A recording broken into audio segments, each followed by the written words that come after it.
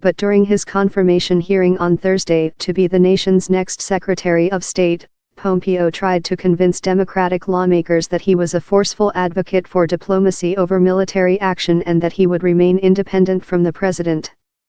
To make this pitch, Pompeo was forced to reverse several of his previous publicly stated positions, or claimed to have forgotten them altogether.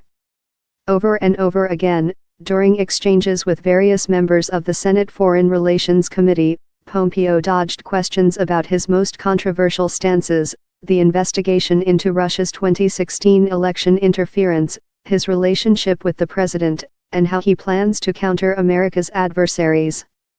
Shortly after Trump won the election, Pompeo celebrated the opportunity to kill the 2015 nuclear agreement between Iran, the U.S., and 5 other countries. "I look forward to rolling back this deal with the world's largest state sponsor of terrorism," he tweeted in November 2016. Following Trump's lead, Pompeo has since adjusted his stance on the Iran deal. Instead of threatening to walk away from the agreement outright, Pompeo told senators on Thursday that he was committed to working with the other countries that are party to the deal and fix what he and Trump have described as its flaws. Specifically, Trump and Pompeo want to remove sunset provisions that allow some of the limitations on Iran's nuclear program to expire, and to tie Iran's ballistic missile program to the nuclear deal.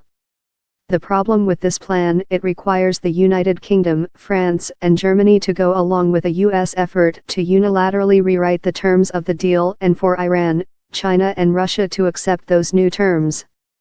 So when Pompeo told lawmakers he wanted to fix the agreement rather than kill it, he was making a distinction without a difference. That became clear when Senator Ben Cardin, D.M.D., asked Pompeo what he thinks the U.S. should do if there is no new deal by May 12, the next time Trump has to waive sanctions against Iran or risk tanking the agreement. "I can't answer that question," Pompeo said. "I want to fix this deal. That's the objective."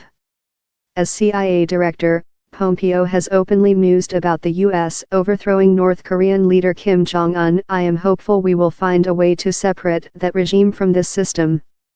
The North Korean people, I'm sure, are lovely people and would love to see him go," Pompeo said of Kim last July. In March 2017, during a meeting at the White House, Trump asked Pompeo and Director of National Intelligence Dan Coats to intervene and get then FBI Director James Comey to stop investigating former National Security Advisor Michael Flynn as part of the Bureau's Russia probe, The Washington Post reported last year. Senator Bob Menendez, DNJ, the senior Democrat on the Senate Foreign Relations Committee, asked Pompeo on Thursday to confirm the Post's reporting. Pompeo first refused to answer questions about his private conversations with Trump. Then he said he didn't recall whether Trump had asked him to intervene in the Russia probe. Pressed further, Pompeo said Trump had never asked me to do anything I considered remotely improper. But Pompeo, who confirmed that he has been interviewed by special counsel Robert Mueller, did not deny outright that Trump had asked him to interfere in Comey's investigation. Asked by Senator Chris Coons, D-Del, if he would resign if Trump fired Mueller, Pompeo said, "My instincts tell me no." Pompeo also declined to comment on the legality of the president firing the special counsel. Asked by Senator Cory Booker, DNJ, if he ever called out Gaffney or Gabriel for their comments about Muslims, Pompeo said he could not remember every statement he had made in his 54-year-long life.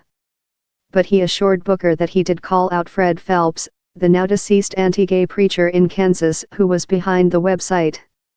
Pivoting to Phelps was a curious strategy for Pompeo, who has made homophobic remarks. When Booker asked Pompeo whether he believes that being gay is a perversion, Pompeo said he continues to believe that same-sex couples should not be allowed to get married. Pompeo told Booker that despite believing that LGBTQ people should have fewer rights than straight people, his respect for every individual, regardless of their sexual orientation, the respect is the same. Like Trump, Pompeo was a big fan of WikiLeaks during the presidential campaign. Need further proof that the fix was in from President Obama on down? Busted, 19,252 emails from DNC leaked by WikiLeaks, Pompeo, then a congressman, tweeted in July 2016 from an account that is no longer active. Asked by Senator Marco Rubio, RFLA, if he agreed that WikiLeaks is a hostile non-state actor, Pompeo said that he did.